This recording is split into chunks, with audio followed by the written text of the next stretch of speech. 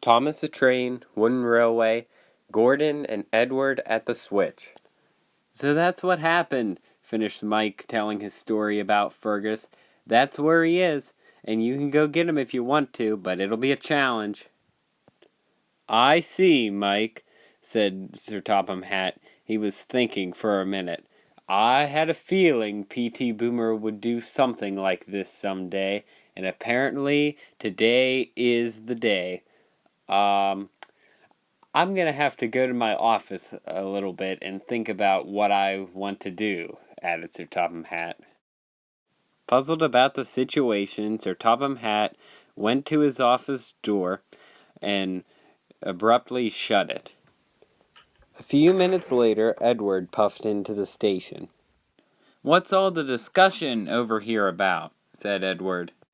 Oh, no need for you less important engines to know. Why, Thomas is lucky that he knows. Now, I must be going right now. I have an important job to do, taking my express coaches.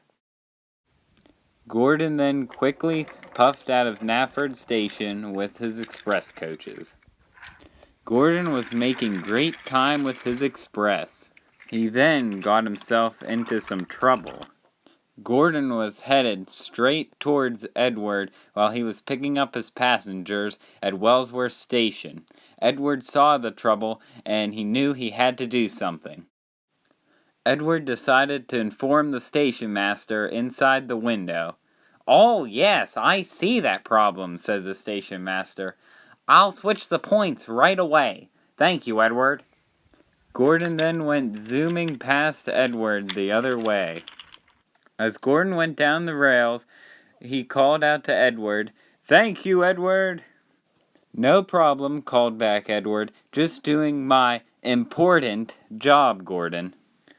That evening, Sir Topham Hatt called some of the engines to Nafford Station.